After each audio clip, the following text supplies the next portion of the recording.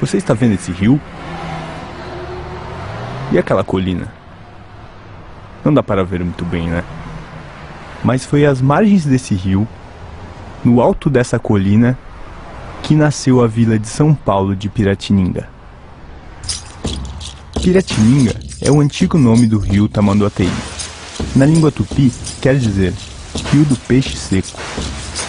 Na época das chuvas, o rio transbordava e ocupava toda essa área. Quando a água baixava, muitos peixes ficavam presos e acabavam morrendo. A morte desses peixes atraía as formigas, e atrás das formigas vinham os tamanduás. O rio do peixe seco se tornou o rio do tamanduá, o Tamanduateí. Quando os jesuítas chegaram, aproveitaram a sabedoria dos índios e instalaram sua capela ao lado das duas tribos que viviam no alto dessa colina. A região era privilegiada para a fundação de uma vila naquele tempo. E o local os índios já tinham escolhido há muito tempo, não eram os portugueses que escolhiam. E eles escolheram sabiamente um ponto plano entre o rio Tamanduateí e o rio Anhangabaú, que era um ribeirão.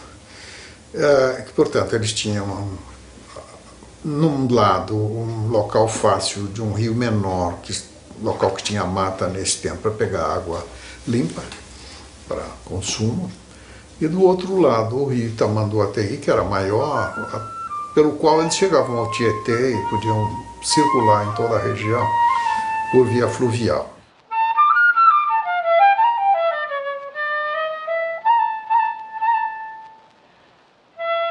Durante aproximadamente 300 anos, a vila de São Paulo só existiu por causa desses dois rios. Hoje, a maioria nem nota sua existência. A máquina fotográfica chegou a tempo de registrar as mudanças que essa paisagem iria sofrer.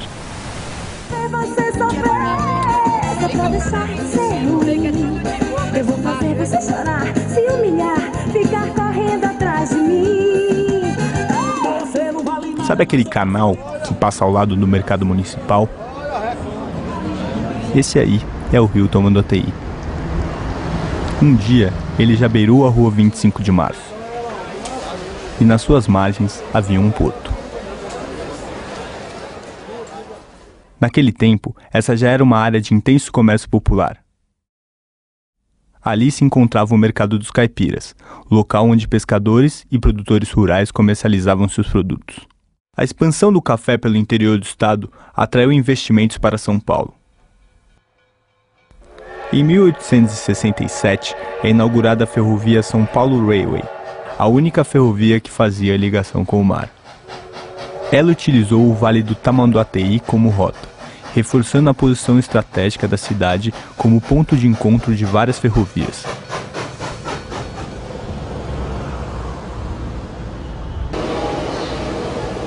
Esses trilhos marcaram a entrada do Brasil na modernidade. A velocidade da máquina transformou a vida na cidade e alterou de forma marcante sua relação com os rios.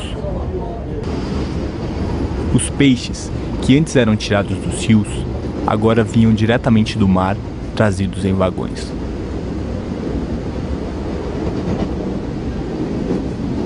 As distâncias se encurtaram e, pouco a pouco, Os rios, que eram a razão da existência da cidade, tornaram-se obstáculos ao seu crescimento.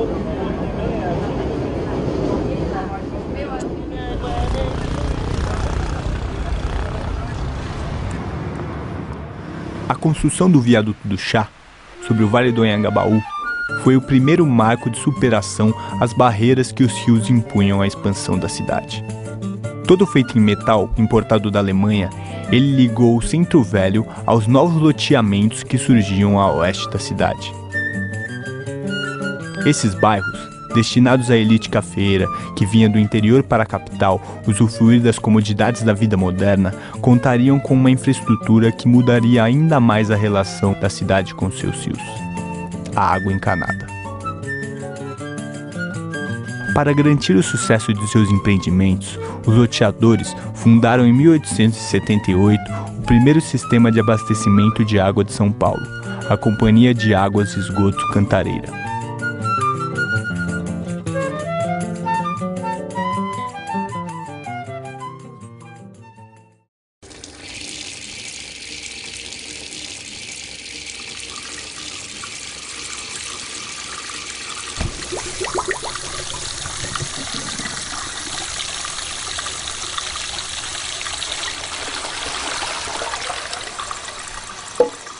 Quanto maior o número de pessoas, maior a necessidade de água.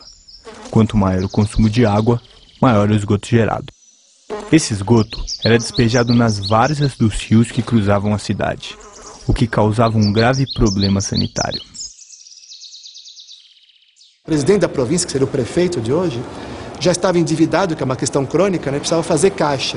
E alguém deu uma ideia para ele e falou assim: olha, senhor presidente da província, por que o senhor não pega essa área que é o leito maior dos rios, que é um matagal cheio de mosquito, aproveita, né, essa questão dramática, né, das doenças, e a gente aterra, loteia e vende isso. Ou seja, os argumentos sanitaristas, né, e hidráulicos serviram para um verdadeiro objetivo mercantilista, né? A elite paulistana sonhava em construir uma cidade como as que vinham em suas viagens pela Europa. E seus rios não se encaixavam nesse sonho, não do jeito que eram. A solução escolhida foi transformar os rios, cortar suas curvas e afundar seu leito. Assim, eles levariam o esgoto mais rápido, para longe da nossa vista. O Tamanduateí se viu aleijado de suas antigas margens. O rio cedeu seu espaço e foi quem pagou a conta das reformas urbanas. Na década de 20, os dois rios que dividiam a cidade foram transformados em parques. O Parque do Anhangabaú, sobre o riacho com seu nome, já canalizado e enterrado, e o Parque Dom Pedro II, às margens do rio Tamanduateí. Os dois rios, entre os quais a cidade havia sido fundada, não representavam mais limites à sua expansão. Mas a metrópole crescia em ritmo acelerado. Em pouco tempo, ela se encontraria na mesma condição, barrada entre rios. Estes rios que nós temos, o Rio Pinheiros e o Tietê, são rios de planície. E rios de planície são lentos, serpenteiam na superfície por onde escorrem, formam meandros. Então esses dois rios aqui nossos eram cheinhos de meandros, bonito que você nem imagina, sabe? Serpenteando sobre a várzea. É que de uma cheia para outra eles até mudavam de lugar. E mudavam de lugar dentro de uma superfície que é a várzea de inundação periódica do rio. Essas áreas, ocupadas pelas águas apenas em uma fase do ano, despertavam enorme interesse imobiliário. As inundações castigavam a população mais pobre que se submetia a morar nas baixadas, o que criava um transtorno político, que alimentava as discussões sobre a canalização do rio Tietê. Nós tivemos aqui em São Paulo, na Escola Politécnica, dois embates ideológicos. Um do grande engenheiro sanitarista chamado Saturnino de Brito, Francisco Saturnino de Brito, que projetou, por exemplo, os canais de Santos. Ele era presidente da Comissão de Melhoramento do Rio Tietê em 1922, 1920. E como presidente da Comissão de Melhoramento do Rio Tietê, ele propunha o seguinte, o resgate, que ainda dava tempo, da orla fluvial urbana, do primordial logradouro público da futura metrópole. Ele dizia o seguinte, que nós devíamos garantir a integridade do leito maior, ou da várzea do Rio Tietê, que tinha uma largura média de 1 quilômetro a 500 metros. E, na verdade, para o Saturnino de Brito, toda a confluência de rio, aqui na metrópole de São Paulo, teria que ser formado um lago, como o Lago de Ibirapuera. Esse lago seria, na verdade, o coração, o núcleo aquático da formação de um cinturão de parque, né, com bosques e assim por diante. Então, essa era a visão sofisticadíssima do engenheiro Francisco Saturnino de Brito, que tinha como seu colega de trabalho, né, um antagônico, também chamado Francisco Prestes Maia. O Prestes Maia fez o livro dele, o famoso livro, que é o embate ao Parque do Saturnino de Brito. Ele fez uma proposta que era o plano de avenidas para a cidade de São Paulo. Francisco Prestes Maia, junto com Olhô a Sintra, eram técnicos que falavam o que os empreendedores queriam ouvir, que era realmente justificar o tal desenvolvimento da cidade de São Paulo através de um plano de avenidas radial concêntrico. Moscou tem um sistema radial concêntrico, Lyon tem um sistema radial concêntrico, Viena também tem a famosa Ringstrasse, Paris também tem. Só que o Prestes Maia, de modo maroto, sonegou a informação que antes de fazer o sistema radial concêntrico de avenidas, Viena já tinha o anel ferroviário. E antes do anel ferroviário, que é a mãe da ferrovia, a hidrovia, Viena já tinha o anel hidroviário o Novo Danúbio. Paris também tinha o anel hidroviário formado pelo Sena, Saint-Denis e Saint-Martin. Moscou também tinha o anel hidroviário, para depois fazer o anel ferroviário. Ele sonegou, como se estivesse queimando etapa. Eu vou queimar a etapa, eu não vou passar pela hidrovia nem para a ferrovia. Vou fazer uma única modalidade para o cara não ter alternativa, para realmente vender os carros. Senão eu vou dividir, né? Não vou vender carro, vou vender trem, vou vender barco, né?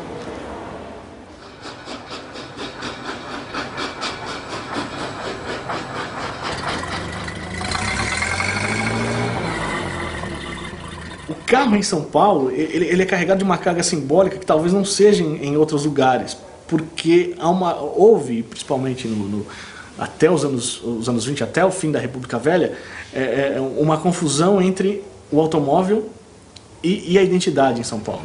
Ele se transforma numa peça-chave de um discurso de modernização, mas não um discurso de modernização como a gente conhece, o discurso de modernização progressista, mas uma modernização conservadora, que propunha transformar a cidade de São Paulo naquilo que os homens do PRP chamavam da Chicago da América do Sul, ou seja, uma cidade tipicamente americana, tomada por arranha-céus, autopistas, automóveis espalhados por toda a cidade. No ano de 1938, Prestes Maia foi nomeado prefeito de São Paulo e começou a concretizar as obras de seu plano. Para construir uma avenida, seria necessário desocupar uma grande área. O plano propunha utilizar os fundos de vale, área dos rios e dos córregos, para a construção dessas novas avenidas. Impróprias para a construção, essas áreas, úmidas e alagadiças, eram os espaços vazios na cidade, o que garantia baixos custos com desapropriações e a valorização dos entornos após a obra.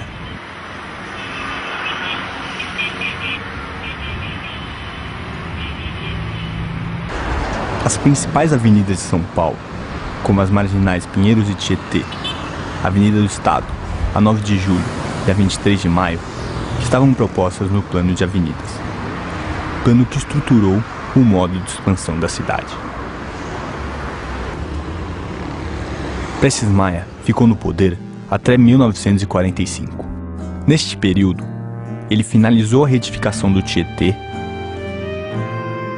construiu a Avenida 9 de Julho e realizou uma série de outras obras viárias com o intuito de abrir espaço para esse que prometia modernizar o país, o automóvel.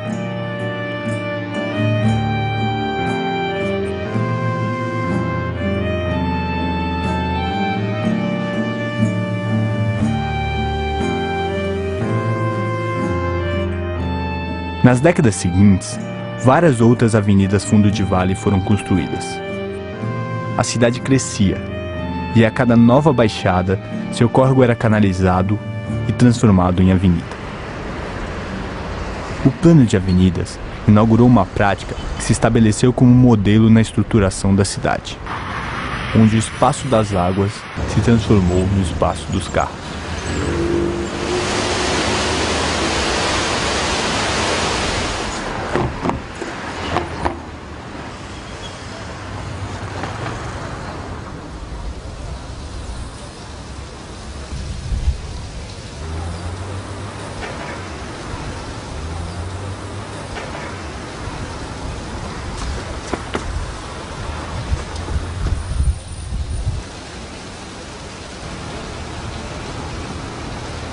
O homem moldou o rio a seu modo.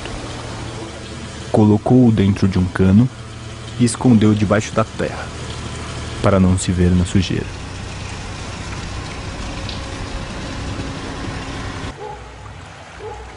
Mas isso não mudou a natureza do rio. Quando a chuva cai, é para lá que a água vai. E se não tiver espaço, ela toma o que for necessário.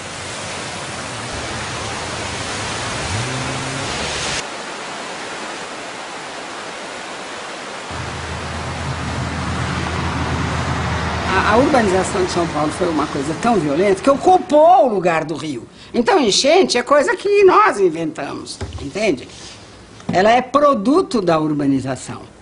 O Tamanduateí, você vê, é um rio que nós chegamos nós utilizamos ali a seção hidráulica a mais confinada e a possível de se manter vazão, né? Quer dizer, é uma seção de concreto e uma parede vertical, né? Quer dizer, não tem mais como aumentar o rio ali. Nos anos 70, quando foi feito esse canal, a seção ali do Parque Dom Pedro II era considerada assim, olha, aqui para inundar, nós vamos precisar de uma vazão que ocorre, em média, uma vez a cada 500 anos. Hoje, essa vazão que era de 500 anos, certamente deve ter caído para 5. Já houve aí, recentemente, extravasamentos novamente no Parque Dom Pedro II.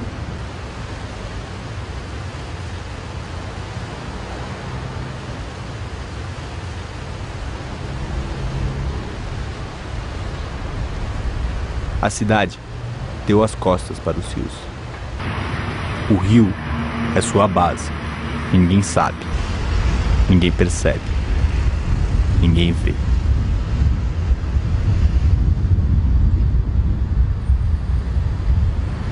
A espinha dorsal dessa arquitetura da cidade são os rios urbanos. Quer dizer, se a gente realmente quer resolver o problema do rio, nós temos que resolver o problema do deslocamento. É impossível fazer com que a cidade esteja de frente para o rio se nós não resolvemos o problema de deslocamento de 20 milhões de pessoas na cidade. Hoje, do jeito que está, se você deixar a administração pública da questão crônica que ela está, de dívidas e refém dos empreiteiros e desse urbanismo rodoviarista, nós vamos cada vez mais pela lógica, que é a lógica mais ultrapassada que pode existir, abrir mais estradas, mais avenidas.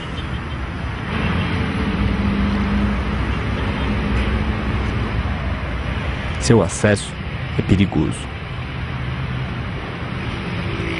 Seu contato proibido.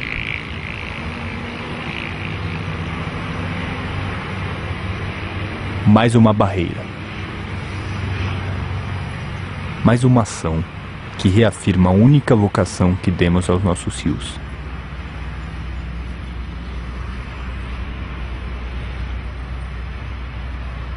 Canal de escoamento de água e esgoto. Mas o carro pede espaço. E São Paulo não pode parar.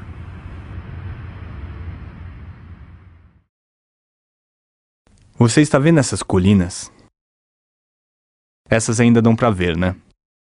Mas provavelmente, em pouco tempo, essa paisagem será profundamente alterada.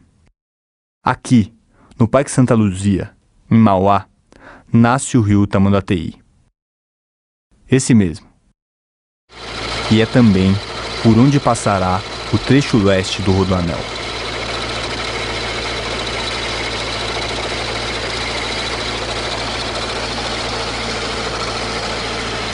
aqui está previsto o traçado do rodoanel. Segundo eles, não passa na nascente. A nascente está um pouquinho mais abaixo, né?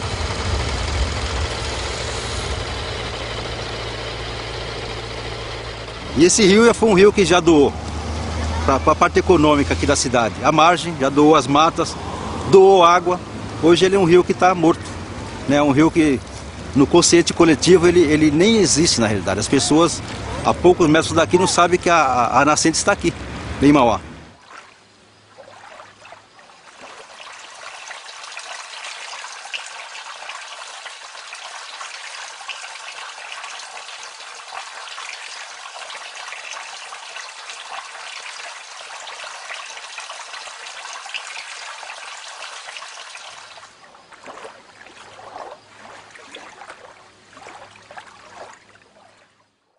A fragilidade institucional do Brasil leva ao quê? A uma proeminência do privado sobre o público. Existe uma área pública, entrega-se a área pública para o privado, especulação imobiliária vence, ou então, olha, nós temos o dinheiro X para construir mais linhas de metrô. Não, vamos construir mais pistas na marginal, porque é bom para os automóveis. E você nota a grande tendência em se investir sempre, dar preferência sempre ao transporte individual. Nós estamos todos abduzidos por esse urbanismo rodoviarista. Todo mundo acha que precisa do automóvel, quando na verdade não precisamos. Então, dentro dessa visão de reversão disso, no lugar de fluxo, falar de percurso, no lugar de esterilizar as ruas com esse urbanismo rodoviarista, transformar os passeios públicos numa rua viva, sendo o urbanismo da confiança e não do medo, porque hoje as pessoas estão trancadas nos carros, não é isso? São resignadas a esse pau de arara chamado de ônibus. Felizmente, de todas as obras de arte da humanidade, a cidade é a principal obra de arte. E, felizmente, é uma obra de arte aberta e inconclusa. Então, a difícil arte de construção do espaço público, que é coletivo, né, passa por esse reconhecimento, por essa crítica, e nós nos reinventarmos cotidianamente. Esse rio fomos nós que poluímos, abduzidos, resignados, submetidos a esse olhar do colonizador. Cabe a nós conceber o espaço em que queremos viver. O que vamos valorizar?